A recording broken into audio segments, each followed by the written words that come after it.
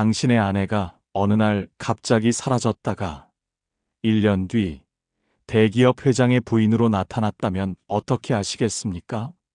그것도 당신을 전혀 모르는 사람처럼 대하면서 말입니다. 믿기 힘드시죠? 그런데 그 일이 저에게 일어났습니다. 제 이름은 김준호입니다. 올해 55. 평생을 남의 집 보일러나 고치며 살았습니다. 손엔 늘 기름때가 묻어 있었고 겨울이면 영하의 날씨에 지하 보일러실을 기어다녔지요. 하지만 불평한 적 없습니다. 제 아내와 아들만큼은 따뜻하게 해주고 싶었으니까요. 처음 아내 박소연을 만난 건 10년 전 을지로 공구상가에서였습니다. 그때 전 29, 소연이는 26이었죠. 그녀는 동대문 의류공장에서 일했는데 퇴근길에 우연히 제가 수리하던 가게 앞을 지나가다 넘어졌습니다. 전 망설임 없이 달려가 그녀를 일으켜 세웠고 그녀는 웃으며 고맙다고 했습니다. 그 웃음이 참 예뻤습니다. 오빠, 손 따뜻하네요. 그녀가 처음 제게 한 말이었습니다. 전 부끄러워하며 제 기름때 묻은 손을 감췄지만 소연이는 개의치 않더군요. 우린 그렇게 사귀기 시작했고 1년 뒤 혼인신고를 했습니다. 신혼집은 신림동 반지하였습니다. 습기가 차서 겨울이면 벽에 곰팡이가 폈지만 우린 행복했습니다. 적어도 전 그렇게 믿었습니다. 결혼 3년째 되던 해 아들 영우가 태어났습니다. 출산 당일 밤 전 병원 복도 의자에 앉아 울었습니다. 기쁨의 눈물이었지요. 하지만 소연이의 눈에선 눈물이 없더군요. 그저 멍하니 아기를 바라볼 뿐이었습니다. 산후 우울증이라고들 했습니다. 곧 나아질 거라고요. 하지만 소연이는 점점 달라졌습니다. 영우가 4살 되던 해부터였습니다. 동네 엄마들과 어울리는 걸 꺼려 했고 반상회에도 나가지 않았습니다. 준호 씨, 당신은 정말 속도 없지? 옆집 미선이네 소식 들었어? 그 집 남편 이번에 사업 대박 나서 강남 압구정에 40평대 아파트로 이사 간대. 오늘 이삿짐 차 들어오는 거 보는데 내 가슴이 아주 갈갈이 찢어지더라. 소연이는 낡은 싱크대 앞에 서서 설거지를 하다 말고 툭 고무장갑을 내던졌습니다. 그 소리가 마치 제 가슴에 떨어지는 돌덩이 같더군요. 그녀의 눈에는 도끼가 서려 있었습니다. 우린 뭐야? 결혼하고 몇 년을 이 눅눅한 반지하에서 벽지 곰팡이는 닦아내도 다시 피어오르고 장마철만 되면 하수구 냄새 올라오는 이 구덩이에서 언제까지 썩어야 해? 당신 그 기름때 묻은 작업복 세탁기 돌릴 때마다 내 인생도 같이 구정물에 빨리는 기분이야. 미선이는 남편이 다이아몬드 반지 선물했다고 자랑할 때 난 당신이 길거리에서 사온 5,000원짜리 머리핀이나 꽂고 있어야 해? 내 처지가 안 불쌍해? 저는 고개를 숙인 채 아무 말도 할 수 없었습니다. 제 무능함이 죄가 되어 돌아오는 순간이었으니까요. 하지만 소연이의 원망은 멈추지 않았습니다. 당신 친구 상철 씨네 알지? 거긴 이번에 외제차 새로 뽑아서 가족끼리 제주도 호텔로 여행 갔대. 인스타그램 보니까 상철 씨 아내는 명품 가방 들고 호텔 라운지에서 우아하게 애프터눈 티라는 걸 마시고 있더라고. 난 오늘 아침에도 영우 유치원 보내고 마트 전단지 뒤지면서 계란 한 판에 100원 싼 데 찾아다녔어. 미선이는 피부과 가서 100만 원짜리 관리를 받는데 난 시장 바닥에서 콩나물값 100원 깎겠다고 실랑이나 하고 있다고. 이게 사람 사는 거야? 그냥 숨만 쉬는 거지. 그녀는 제 앞에 다가와 가슴을 퍽퍽 치며 소리를 질렀습니다. 당신 손을 좀 봐. 손톱 밑에 박힌 그 시커먼 기름때 아무리 씻어도 안 지워지잖아. 그게 꼭 우리 인생 같아. 아무리 발버둥 쳐도 이 반지하를 못 벗어날 것 같은 그 더러운 기름때. 남들은 남편 잘 만나서 인생 역전하고 사모님 소리 들으면서 사는데 난 왜 이 기구한 팔자로 태어나서 당신 같은 보일러쟁이 뒷바라지나 해야 하느냐고. 나도 예쁜 옷 입고 향수 뿌리고 기사가 운전해주는 차 뒷좌석에 앉아서 창밖 구경하고 싶어. 나도 사람답게, 아니, 사모님답게 한 번만이라도 살아보고 싶단 말이야. 소연이의 통곡은 밤이 깊도록 이어졌습니다. 그건 단순한 투정이 아니라 가난이라는 괴물에게 영혼을 잠식당한 여자의 비명이었습니다. 저는 그때 알았어야 했습니다. 그녀의 눈에 비친 욕망이 조만간 우리 가족을 집어삼킬 거라는 사실을요. 그녀의 목소리엔 원망이 서려 있었습니다. 전 더 열심히 일했습니다. 밤 10시까지 일하고 주말엔 부업으로 에어컨 청소도 했습니다. 하지만 벌이는 늘 빠듯했습니다. 영우 유치원비, 관리비, 생활비 통장엔 늘 30만 원이 채 남지 않았습니다. 그 욕망의 불꽃에 기름을 부은 사건은 아주 우연한 곳에서 시작되었습니다. 평소처럼 구질구질한 전단지를 뒤지던 소연이가 동창회 밴드에 올라온 사진 한 장을 본 것이 화근이었지요. 고등학교 시절 자기보다 공부도 못하고 외모도 한참 떨어졌던 친구 정희가 호화로운 크루즈 여행을 즐기는 사진을 올린 겁니다. 수백만 원짜리 와인을 앞에 두고 배경으로는 에메랄드빛 바다가 펼쳐져 있더군요. 그 밑에 달린 댓글들이 가관이었습니다. 정희야, 역시 남편 잘 만난 보람이 있네. 사모님, 우리도 좀 데려가 줘. 그날 이후 소연이는 며칠 밤을 꼬박 새우며 무언가를 검색하더군요. 그러더니 평소라면 쳐다보지도 않았을 강남 맘카페나 상위 1% 육아 커뮤니티에 가입해 남들의 호화로운 일상을 훔쳐보기 시작했습니다. 결정타는 영우를 데리고 동네 놀이터에 나갔을 때였습니다. 고급 아파트 단지와 붙어있는 그 놀이터에서 우연히 명문 유치원 가방을 맨 아이와 그 엄마를 보게 된 거죠. 그 엄마는 소연이가 구경만 하던 그 명품 백을 아무렇지도 않게 모래바닥에 내려놓고는 아이에게 유창한 영어로 대화를 건네더군요. 세희야, 오늘은 첼로 레슨 끝나고 승마장 가는 날인 거 잊지 않았지? 그 한마디가 소연이의 가슴에 대못을 박았습니다. 자기는 영우에게 학습지 한 권 사주는 것도 손을 떨고 있는데 저쪽은 아이의 인생을 이미 비단길로 깔아두고 있었던 겁니다. 소연이는 그날 저녁 집에 돌아오자마자 거울 앞에 서서 자기 얼굴을 뚫어지게 쳐다봤습니다. 낡은 티셔츠 위로 드러난 쇄골, 화장기 없는 헬쑥한 얼굴. 하지만 눈빛만큼은 무섭게 타오르고 있었습니다. 나도 저 여자처럼 될 수 있어. 아니, 저 여자보다 더 잘할 수 있어. 그 눈빛은 더 이상 제가 알던 순진한 소연이의 눈이 아니었습니다.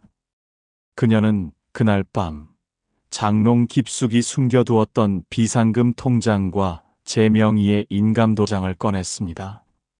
그리고는 며칠 뒤 평소에는 입지도 않던 화려한 정장을 빌려 입고 외출하더니 돌아와서는 제 앞에 앉아 아주 결연한 표정으로 입을 열었습니다. 준호 씨, 나 결정했어. 우리 영우 이렇게 키울 수 없어. 개천에서 용 나는 시대는 끝났어. 이제는 용이 사는 연못으로 우리가 직접 들어가야 해. 여보, 갑자기 그게 무슨 소리야? 연못이라니? 영우, 영어 유치원 보낼 거야. 압구정에 있는 로열 키즈 아카데미. 거기 한 달 원비가 150만 원이 넘고 입학금만 300이라더라. 나 오늘 거기 상담받고 왔어. 저는 귀를 의심했습니다. 150? 여보, 우리 한 달 생활비가 얼마인데 그 돈이 어디 있어? 돈 만들면 돼. 집 담보로 대출 좀 받아. 이 반지하 탈출 못할 거면 최소한 우리 아들 미래만이라도 강남 애들이랑 똑같이 출발선에 세워줘야 할 거 아냐? 당신 아빠로서 양심이 있으면 내 말 들어. 나 이미 유치원 원장한테 당신 강남에서 병원 하는 의사라고 말해놨으니까. 그녀의 눈에는 이미 광기가 서려 있었습니다. 제 반대는 들리지도 않는다는 듯 그녀는 이미 영우의 가방에 붙일 가짜 이름표를 적고 있었습니다. 그날이 바로 우리 가족이 신기루를 향해 파멸의 발걸음을 떼기 시작한 첫날이었습니다. 하지만 그게 시작이었습니다. 소연이는 유치원 학부모 모임에 빠지지 않고 나갔습니다. 매번 명품 옷을 사입고 머리를 하고 갔습니다. 돈이 어디서 나오냐고 물으면 그녀는 이렇게 대답했습니다. 엄마들 사이에서 밀리면 영우가 왕따 당해. 이 정도는 투자야. 어느 날 밤 소연이의 서랍장을 우연히 열었습니다. 세탁물을 넣으려던 참이었는데 그 안에서 이상한 물건들을 발견했습니다. 낯선 남자 이름이 적힌 수면 유도제 봉투, 그리고 긴 생머리 가발. 전 소연이에게 물었습니다. 이게 뭐야? 이 약은 또 뭐고? 요새 잠이 안 와서. 가발은 기분 전환용이야. 뭐 어때? 그때는 그게 우울증 증상이라고 생각했습니다. 그냥 넘어갔지요. 그땐 그게 잘못인 줄 몰랐습니다. 영우의 6살 생일이었습니다. 소연이는 한 달 전부터 유치원 엄마들 사이에서 기선을 제압해야 한다며 호들갑을 떨었지요. 준호 씨, 이번 파티는 그냥 생일잔치가 아니야. 우리 영우가 청담동 병원 집 외동아들로 확실히 자리 잡는 날이라고. 저는 현장 일이 밀려 도저히 시간을 낼 수 없었지만 아내의 성화에 못 이겨 작업복 위에 급하게 점퍼 하나 걸치고 유치원으로 향했습니다. 압구정 골목은 이미 번쩍이는 외제차들로 가득하더군요. 낡은 소나타를 구석에 쑤셔 넣듯 주차하고 유치원 강당 문을 연 순간 저는 제가 다른 세상에 온 줄 알았습니다. 강당은 호텔 연회장처럼 꾸며져 있었습니다. 수입산 꽃장식과 최고급 출장 뷔페, 그리고 아이들 머리수보다 많은 풍선들이 천장을 가득 채우고 있었지요. 그 화려한 풍경 한가운데 소연이가 서 있었습니다. 평소 집에서는 늘어진 티셔츠에 머리를 질끈 묶고 있던 아내가 아니었습니다. 샤넬 트위드 재킷에 진주 헤어밴드를 하고 손에는 수천만 원은 좋게 돼 보이는 명품 백을 들고 있더군요. 그녀는 와인잔을 든 학부모들 사이에서 우아하게 웃으며 대화를 주도하고 있었습니다. 어머, 이화영 씨. 이번에 남편이 학회 때문에 독일 가신다면서요? 부러워라 호호, 별 말씀을요. 남편이 워낙 워커홀릭이라 제가 좀 피곤하네요. 이번에도 같이 가자는데 전 영우 교육 때문에 그냥 서울에 있겠다고 했어요. 소연이는 입술 하나 까딱하지 않고 거짓말을 쏟아냈습니다. 제 아내의 입에서 나오는 남편은 보일러 수리공 김준호가 아니라 청담동에서 메스를 잡는 피부과 전문이었습니다. 저는 다가가지도 못하고 기둥 뒤에 서서 그 광경을 멍하니 지켜보았습니다. 가슴이 서늘해지다 못해 타 들어가는 기분이었습니다. 그때였습니다. 학부모 한 명이 기둥 뒤에 서 있던 저를 발견했습니다. 어머, 저분은 누구세요? 학부모는 아닌 것 같은데. 시선이 집중되자 소연이의 얼굴이 순식간에 흑빛으로 변했습니다. 그녀는 1초 정도 당황하더니 이내 차갑게 얼굴을 굳히고는 학부모들 앞에서 이렇게 말했습니다. 아, 저희 집 기사님이에요. 늦으셨네요. 영우, 생일 선물 실어 온 차는 밖에 잘 대두셨죠? 기사님, 제 아내가 10년을 함께 산 남편을 사람들 앞에서 기사라고 불렀습니다. 땀 냄새와 기름때가 밴 제 점퍼가 그 화려한 연회장에서는 정말 기사의 유니폼처럼 보였나 봅니다. 학부모들은 안도하는 표정으로 수군거리기 시작했습니다. 역시 이화영 씨네는 격이 달라. 전속 기사까지 두고. 저 기사님 인상이 좀 험악하긴 해도 일은 잘하게 생겼네. 저는 주먹을 꽉 쥐었습니다. 당장이라도 내가 이 여자 남편이다.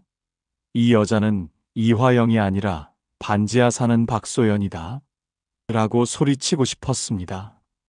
하지만 제 다리를 붙잡고 환하게 웃고 있는 영우의 얼굴을 보니 목소리가 나오지 않더군요.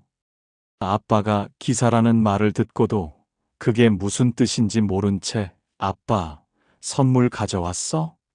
라고 묻는 아이의 천진난만한 눈동자 때문에 저는 그저 고개를 숙여야 했습니다. 네, 사모님. 차는 밖에 대두었습니다. 이따가 영우, 도련님 모시고 가겠습니다. 제 입에서 나온 사모님이라는 말에 소연이는 안도의 한숨을 내쉬며 비릿한 미소를 지었습니다. 그 순간 저는 깨달았습니다. 제 아내가 쫓고 있는 건 행복이 아니라 자기가 만든 거짓 연극의 주인공 자리였다는 것을요. 그리고 그 연극을 위해선 남편도 자신의 과거도 기꺼이 짓밟을 준비가 되어 있다는 것을요. 그날 파티가 끝나고 돌아오는 차 안에서 소연이는 제게 사과 한마디 하지 않았습니다. 오히려 당신, 눈치가 그렇게 없어? 그 점퍼는 왜 입고 와서 망신을 줘? 라며 소리를 질렀습니다. 그때 제 마음속에 무언가가 쩍하고 갈라지는 소리가 들렸습니다. 그건 우리 가족의 마지막 신뢰가 무너지는 소리였습니다. 그로부터 한 달 뒤, 결국 우려하던 일이 터지고야 말았습니다. 바로 유치원 학예회 날이었지요. 소연이는 그날을 위해 제 비상금까지 털어 수백만 원짜리 명품 드레스를 빌려 입었습니다. 오늘만 잘 넘기면 학부모 운영위원회장이 될 수 있어.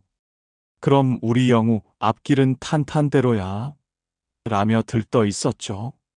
강당안은 화려한 조명과 향수 냄새로 가득했습니다. 소연이는 우아한 사모님들의 중심에 앉아 여유롭게 부채질을 하며 청담동 사모님 연기를 만끽하고 있었습니다. 그런데 학예회가 시작되려던 찰나 강당 뒷문이 거칠게 열리며 한 부부가 들어왔습니다. 풍기는 기백부터가 달랐습니다. 중년의 남자는 수천만 원짜리 시계를 차고 있었고 곁에 선 여자는 범접할 수 없는 귀티가 흐르더군요. 그들이 나타나자 맨 앞줄에 앉아있던 원장 선생님이 버선발로 뛰어나갔습니다. 어머, 원장님. 어쩐 일이세요? 오늘은 못 오신다고 하더니. 강당 안이 찬물을 끼얹은 듯 조용해졌습니다. 소연이의 옆에 앉아있던 엄마들이 고개를 돌려 소연이와 새로 나타난 여자를 번갈아 보기 시작했습니다. 저기 이화영 씨가 앉아있는데. 그럼 저분은 누구야? 뭐야? 그럼 우리랑 같이 다니던 이화영 씨는 가짜라는 거야? 진짜 이화영, 즉 청담동 피부과 원장의 부인이 싸늘한 미소를 지으며 소연이의 탁자로 다가왔습니다. 소연이는 이미 사시나무 떨듯 떨며 얼굴이 흑빛이 되어 있었죠. 진짜 이화영은 소연이가 들고 있던 가방을 쓱 훑더니 비웃음 섞인 목소리로 강당이 떠나가라 외쳤습니다. 어머, 이게 누구야? 내 이름 팔고 다니던 사기꾼이 여기 있었네. 이 가방 대여점에서 빌린 거죠? 그쪽 남편이 우리 병원 보일러 고치던 수리공이라면서요? 학부모들의 경악 섞인 비명이 터져나왔습니다. 소연이는 입술만 달달 떨며 아무 말도 못했습니다. 그러자 진짜 이화영은 소연이의 머리 위에 꽂힌 진주 헤어밴드를 낚아채 바닥에 내팽개쳤습니다. 어디서 천하게 내 흉내를 내. 내가 강남 사모님이면 지나가는 개도 귀부인이겠다. 야, 사기꾼. 너 당장 안 나가? 주변 엄마들의 태도는 순식간에 돌변했습니다. 방금 전까지 언니 동생 하며 아부하던 이들이 앞다투어 침을 뱉듯 비난을 쏟아냈습니다. 세상에 어쩐지 옷차림이 좀 과하다 했어. 반지하 사는 주제에 우리를 속여? 우리 애가 저런 사기꾼 자식이랑 같이 무대에 서야 해? 당장 애 내려보내요. 그 아수라장 속에서 무대 위에 서 있던 영우가 울음을 터뜨렸습니다. 아이는 엄마가 사람들 앞에서 머리채를 잡힐 뻔하고 수모를 당하는 모습을 그대로 지켜보고 있었습니다. 저는 참지 못하고 무대 위로 뛰어 올라가 영우를 껴안고 소연이에게 달려갔습니다. 여보, 그만하자. 제발 가자. 제가 소연이의 팔을 붙잡자 소연이는 제 손을 거칠게 뿌리쳤습니다. 그리고는 눈물이 범벅된 얼굴로 저를 향해 사자처럼 소리를 질렀습니다. 이게 다 당신 때문이야. 당신이 돈만 많았어도, 당신이 저 남자처럼 원장이었으면 내가 이런 취급 당했겠어? 당신 같은 무능한 인간이랑 사는 게 내 인생 최대의 실수야. 그녀는 영우도 저도 버려둔 채 강당 밖으로 미친 듯이 뛰어나갔습니다. 바닥에 떨어진 짝퉁 진주 알들이 사람들의 발에 짓밟히는 소리가 제 가슴이 무너지는 소리처럼 들렸습니다. 영우는 제 품에서 엄마, 엄마, 를 부르며 실성한 듯 울었고, 저는 그 화려한 강당 한복판에서 평생 씻지 못할 치욕과 마주해야 했습니다. 그날 밤 소연이는 방문을 잠그고 나오지 않았습니다. 전 밤새 문 앞에 앉아 있었습니다. 다음 날 아침 방문을 열었을 때 소연이는 없었습니다. 창문이 열려 있었고 그녀가 쓰던 물건들은 모두 사라져 있었습니다. 식탁 위엔 통장이 놓여 있었습니다. 잔고는 0원. 그리고 집 담보대출 연체 고지서가 있었습니다. 제 명의로 추가 대출을 받은 흔적도 있었습니다. 5천만 원. 그 돈은 온데간데 없었습니다. 그리고 다음 날 아침 우리 집 대문에는 빨간 압류 딱지가 붙어 있었습니다. 아내가 제 명의를 도용해 사채까지 끌어다 쓰고 사라졌다는 걸 저는 압류 딱지를 한 장씩 떼어내며 피눈물로 깨달았습니다. 전 영우를 업고 1년을 미친 듯이 헤맸습니다. 전국 요양원, 쉼터, 병원, 심지어 무연고, 변사체 보관소까지 다녔습니다. 하지만 소연이는 어디에도 없었습니다. 소연이가 사라진 지 딱 반년째 되던 날, 이상한 소포가 왔습니다. 발신인 불명. 안에는 영우의 어릴 적 베넷 저고리가 들어 있었습니다. 붉은 물감에 흠뻑 젖어서 마치 피처럼. 전 경찰에 신고했지만 실종 신고는 이미 되어 있었고 추가 수사는 없었습니다. 전 영우를 키우며 빚을 갚아야 했습니다. 하루에 16시간씩 일했습니다. 영우는 동네 어린이집으로 옮겼습니다. 그렇게 1년이 흘렀습니다. 그렇게 소연이가 휘두르고 간 광풍 뒤에 남은 건 텅 빈 집과 5천만 원이라는 감당 못할 빚, 그리고 매일 밤 엄마를 찾다 지쳐 잠드는 7살 아들뿐이었습니다. 전낮에는 보일러 정비공으로, 밤에는 대리운전과 막노동을 가리지 않고 뛰었습니다. 손마디는 굵어지고 얼굴은 검게 그을렸지만 영우의 학원비와 이자를 생각하면 쉴 틈이 없었지요. 그러던 어느 날이었습니다. 1년이라는 시간이 흘러 세상도 저도 조금은 무뎌졌다고 생각했을 무렵 제 인생을 다시 한번 송두리째 뒤흔든 사건이 일어났습니다.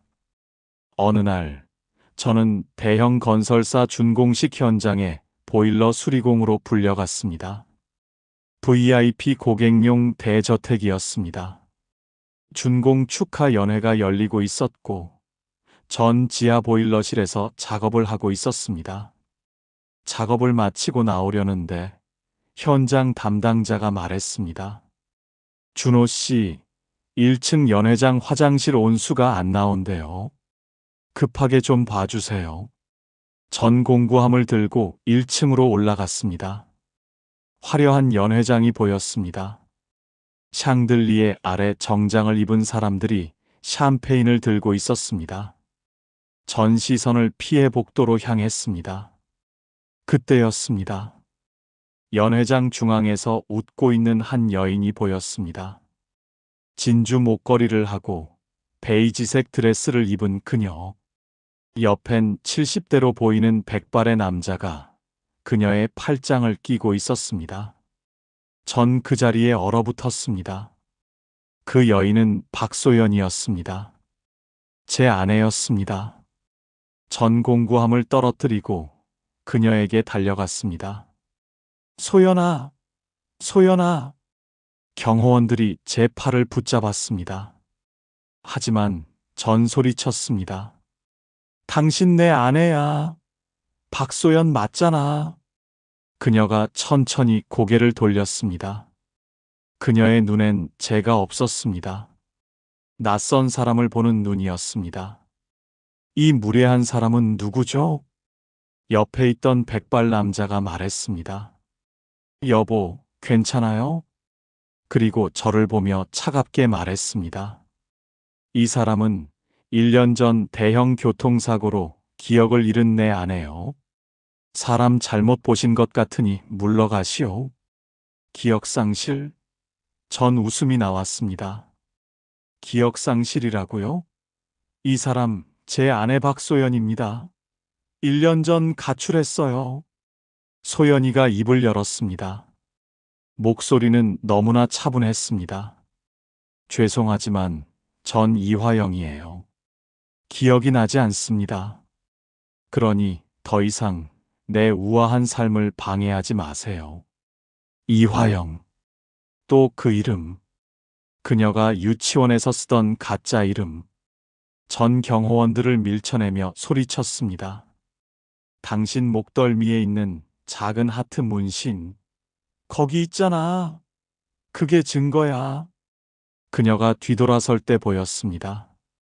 목덜미. 거기엔 제가 신혼 때 장난으로 새긴 작은 문신이 있어야 했습니다. 하트 모양. 하지만 거기엔 문신이 없었습니다. 대신 작은 흉터가 있었습니다. 마치 살을 도려낸 것처럼. 그녀의 눈은 기억을 잃은 사람의 눈이 아니었습니다. 그건 자신의 비참했던 과거를 완벽하게 지워버리고 새로운 신분이라는 금빛 성벽 뒤에 숨어버린 괴물의 눈이었습니다. 저는 그녀가 떠나가는 뒷모습을 보며 깨달았습니다. 그녀는 기억을 잃은 게 아니라 저와 영우라는 존재 자체를 자신의 인생에서 삭제해버렸다는 것을요. 그녀의 그 서늘한 눈빛을 본 날 밤, 저는 단 한숨도 자지 못했습니다. 기억이 나지 않는다는 그 파렴치한 방패 뒤에 숨어 제 아들의 존재까지 부정하는 그 여자를 그대로 둘 순 없었지요. 저는 다음 날 새벽 영우를 품에 안고 경찰서로 달려갔습니다. 지문 조회를 요청합니다. 건설사 회장 부인이라는 이화영, 실종된 제 아내 박소연이 확실합니다. 경찰은 처음엔 저를 미친 사람 취급하더군요. 하지만 제가 가져온 혼인신고서와 실종신고 기록을 보고는 마지못해 수사에 착수했습니다. 대한민국 법이 아무리 재벌 편이라 해도 손가락 끝에 새겨진 지문까지 속일 수는 없었습니다. 일주일 뒤 경찰서에서 연락이 왔습니다. 결과는 100% 일치. 이화영이라 자처하던 여자는 명백히 제 아내 박소연이었습니다. 저는 그 결과를 들고 최 회장의 저택으로 향했습니다. 지문 결과지라는 날카로운 칼날을 들고 말입니다. 하지만 그녀는 당황하기는커녕 최고급 로펌의 변호사들을 대동하고 법정이라는 전쟁터로 저를 불러냈습니다. 판사 앞에 선 소연이는 유령처럼 창백한 얼굴로 가련한 연기를 시작했습니다. 존경하는 재판장님, 지문이 같다고 해서 제가 그 사람이라는 증거가 될까요? 저는 1년 전 사고로 이름조차 잊었습니다. 만약 제가 박소연이라는 분이 맞다면 왜 제가 남편과 아이를 버리고 떠났겠습니까? 제 머릿속엔 오직 지금의 남편인 최 회장님과의 기억뿐입니다. 저 남자가 제 과거를 조작해서 돈을 뜯어내려는 거예요.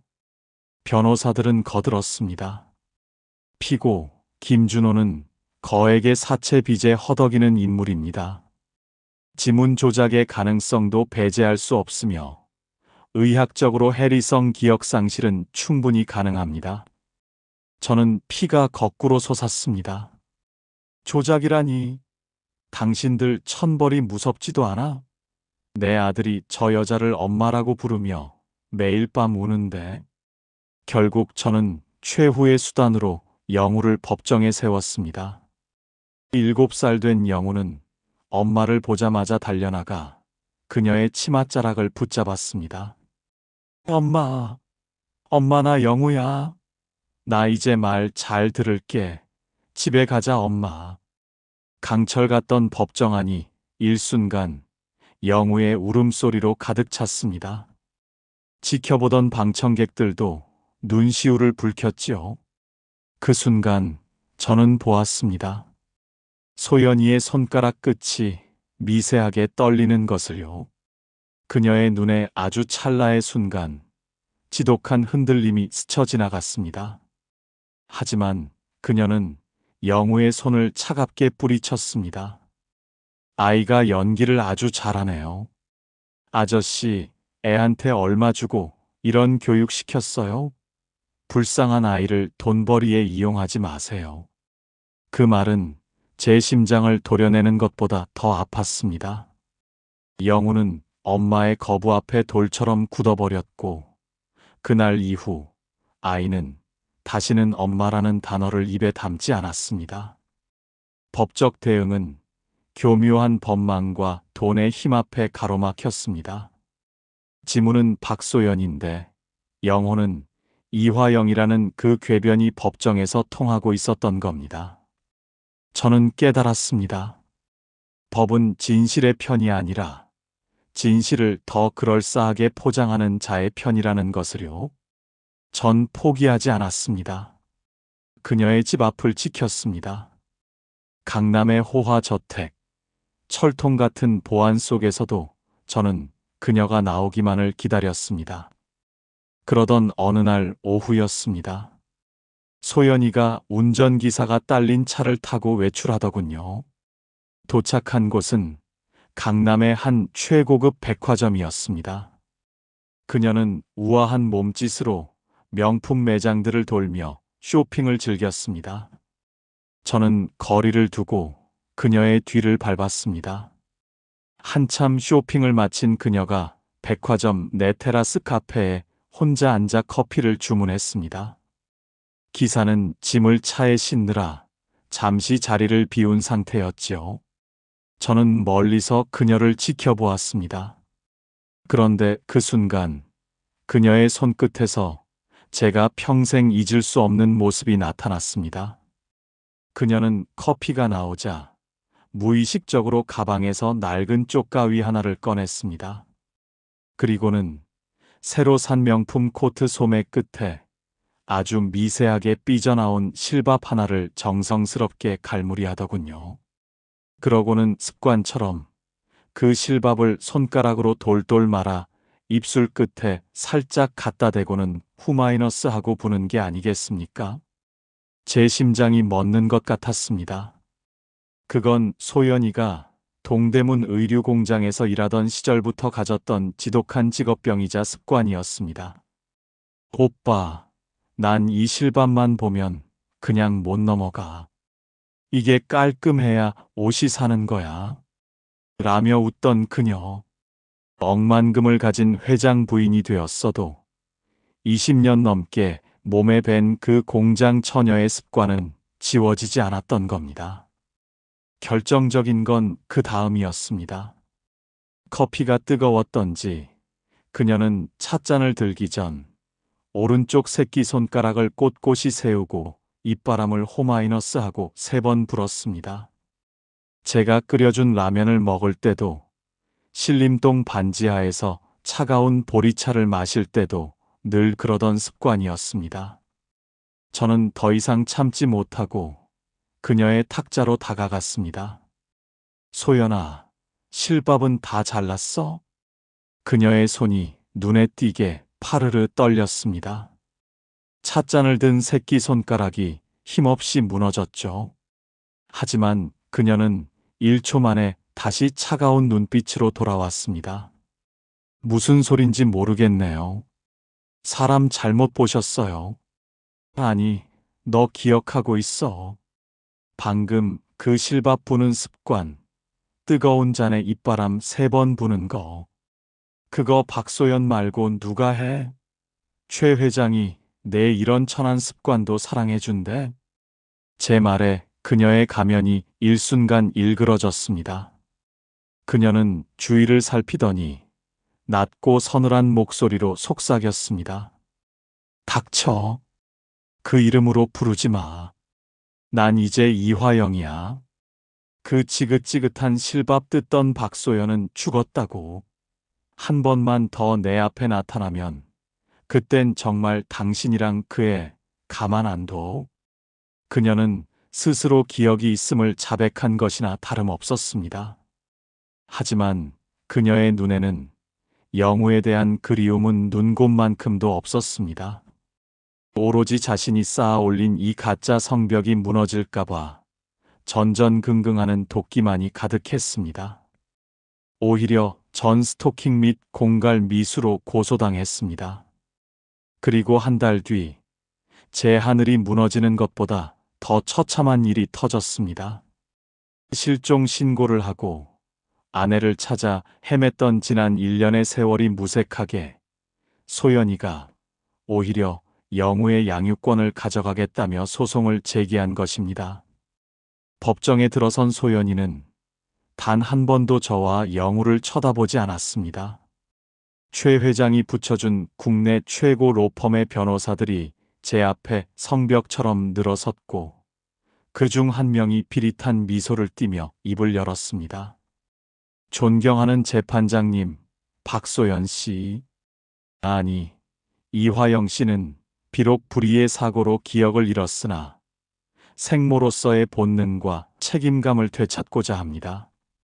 지문 조회 결과에서도 드러났듯 이 아이는 이화영 씨가 목숨보다 소중히 여겨야 할 친자입니다.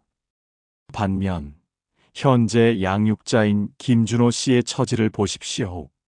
그는 현재 거액의 채무로 인해 주거가 불분명하며 최근에는 이화영 씨를 스토킹하고 협박하여 전과까지 생길 위기에 처한 위험인물입니다. 월 소득 200만 원도 안 되는 불안정한 수리공 밑에서 아이가 어떤 미래를 꿈꿀 수 있겠습니까? 아동의 복리와 교육 환경을 최우선으로 고려할 때 대한민국 최고 재력가의 품에서 최고의 교육을 받게 하는 것이 마땅합니다. 그들의 말은 하나하나가 제 가슴에 박히는 독화살 같았습니다. 제가 영우를 위해 밤잠 안 자고 보일러실 바닥을 기며 벌어온 피 같은 돈이 그들 눈에는 고작 불안정한 푼돈으로 치부되었습니다. 저는 참지 못하고 자리에서 일어나 울부짖었습니다. 판사님, 저 여자는 아이를 버린 여자입니다. 집 담보 대출까지 받아가며 허영에 눈이 멀어 도망갔고 1년 동안 아이가 엄마를 찾으며 피눈물을 흘릴 때 재벌 회장 옆에서 웃고 있던 여자란 말입니다. 저 여자가 하는 기억 상실은 다 거짓말입니다. 제 아들 영우는 저 여자에게 자식이 아니라 자신의 추악한 과거를 세탁하기 위한 도구일 뿐입니다. 제 절규의 소연이는 옆에 앉은 변호사 뒤로 몸을 숨기며 겁에 질린 척 연기를 하더군요. 무서워요. 저 사람 너무 폭력적이에요. 그녀의 그 가증스러운 떨림에 판사의 눈빛이 흔들리는 걸 보았습니다. 결국 재판장은 냉정한 목소리로 판결을 내렸습니다. 양측의 경제적 환경 차이가 극명하고 생모의 양육 의지가 강하므로 본안 판결 전까지 임시 양육권을 이화영 씨에게 부여합니다. 사건 본인 김영우, 군을 즉시 인도하십시오. 법정 문이 열리고 검은 양복을 입은 장정들이 영우의 팔을 잡아 끌었습니다. 영우는 제 옷자락을 놓지 않으려 손톱이 하얗게 되도록 매달렸습니다. 아빠, 아빠랑 살 거야. 나 저 아줌마 몰라. 아빠. 아이의 비명이 법정 복도에 메아리 쳤습니다. 저는 영우를 쫓아가려 했지만 경위들에게 제압당해 바닥에 처박혔습니다. 차가운 대리석 바닥에 얼굴을 맞댄 채 저는 보았습니다. 소연이가 영우를 억지로 리무진 뒷좌석에 밀어넣으며 제 쪽을 향해 아주 찰나의 순간 입꼬리를 비릿하게 올리며 승리의 미소를 짓는 것을요. 재력이라는 거대한 괴물 앞에 평범한 아비의 사랑은 한낱 종이 조각보다 가벼웠습니다. 영우를 태운 차가 멀어질 때 저는 길바닥에 주저앉아 제 가슴을 쥐어뜯으며 통곡했습니다. 소연아, 내가 어떻게 사람의 탈을 쓰고 이럴 수가 있느냐? 하늘도 제 마음을 아는지 그날은 유독 시린 빗줄기가 제 어깨를 사정없이 때리더군요. 일주일 뒤 전 영우를 면회할 수 있었습니다. 저택 정원에서 영우를 만났을 때 아이는 말이 없었습니다. 그저 제 손을 꼭 잡을 뿐이었습니다. 그때 영우가 제 손바닥에 무언가를 적었습니다. 손가락으로 천천히. 엄마가 아빠를 죽이려 해. 전 얼어붙었습니다. 영우를 보니 아이의 눈에 공포가 가득했습니다. 그날 밤 전 경찰에 신고했습니다. 하지만 경찰은 믿지 않았습니다. 7살 아이의 말이라며 오히려 제가 아이를 교사했다고 의심했습니다. 그로부터 보름 뒤 소연이에게 예상치 못한 일이 터졌습니다. 최 회장의 비자금 스캔들이 터진 겁니다. 검찰 조사가 시작됐고 언론은 연일 보도했습니다. 그리고 모든 비자금 세탁 계좌가 소연이 명의로 되어 있다는 게 밝혀졌습니다. 최 회장은 소연이를 버렸습니다. 법정에서 그는 이렇게 말했습니다. 제 아내는 기억상실 상태였고 누군가 그녀를 이용해 제 재산을 빼돌린 겁니다. 전 피해자입니다.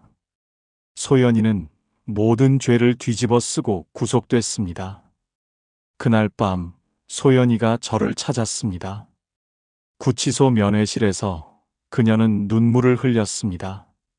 준호 씨, 한 번만 살려줘. 나 영우 엄마잖아. 우리 같이 도망가자. 내가 돈 숨겨놓은 거 있어. 전 그녀를 보며 말했습니다. 영우가 말했어. 당신이 날 죽이려 했다고. 소연이의 얼굴이 굳었습니다. 그녀는 고개를 숙였습니다. 미안해. 최 회장 재산 다 받으려면 당신이 방해됐어. 하지만 못했어. 참아. 면회실을 나서는데 교도관이 소연이의 가방을 제게 건넸습니다. 유품이라며. 안에는 약병이 하나 들어 있었습니다. 수면 유도제. 아니, 독극물이었습니다. 그녀는 끝까지 계획하고 있었던 겁니다.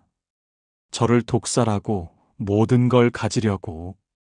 전 그 약병을 경찰에 넘겼습니다. 소연이는 추가 기소됐고 징역 15년을 선고받았습니다. 하지만 최 회장의 법무팀은 포기하지 않았습니다. 그들은 소연이를 정신 이상자로 몰았습니다. 결국 그녀는 정신병원에 수감됐습니다. 호화로운 일인실. 이혼은 성립됐습니다. 양육권은 제게 돌아왔습니다. 하지만 그 과정에서 전 모든 걸 잃었습니다. 집, 직장, 명예. 병원 관계자가 말하기를 소연이는 지금도 매일 거울을 보며 웃는다고 합니다. 난 사모님이야. 난 이화영이야. 라며 자신을 속이고 있다고 합니다. 진짜 기억상실자가 된 겁니다. 저는 지금 영우와 함께 살고 있습니다. 고시원 단칸방. 창문도 작고 바람도 세지만 따뜻합니다. 오늘도 영우와 라면을 끓였습니다. 영우는 엄마라는 단어를 입에 담지 않습니다. 가끔 밤에 악몽을 꾸고 울곤 합니다. 전 아이를 안고 토닥입니다. 괜찮아, 아빠가 있어. 빚은 여전히 5천만 원이 남았습니다. 평생 갚아야 할 금액입니다. 하지만 전 후회하지 않습니다. 영우를 지켰으니까요. 가끔 생각합니다. 나만 몰랐던 것 같다고. 소연이가 변해가는 걸, 그녀가 저를 사랑하지 않는다는 걸, 그녀가 돈과 명예에 눈이 멀었다는 걸. 전 끝까지 믿으려 했습니다. 우리 가족을 지키려 했습니다. 하지만 법은 누구의 편도 아니었습니다. 돈은 모든 진실을 넉마로 만들었습니다. 제가 얻은 건 씁쓸한 승리였습니다. 영우의 공허한 눈빛과 제가 짊어진 평생의 빚. 그래도 전 매일 아침 영우를 깨우며 생각합니다. 이 아이만은 제대로 키워야겠다고. 사랑이 무엇인지, 가족이 무엇인지 가르쳐 주어야겠다고. 여러분이라면 어떻게 하시겠습니까? 아내가 돌아와 용서를 빌면 용서하시겠습니까? 아니면 저처럼 돌아서시겠습니까? 가족이란 무엇일까요? 사랑이란 또 무엇일까요? 저는 아직도 답을 모르겠습니다. 여러분의 생각은 어떠신지 궁금합니다.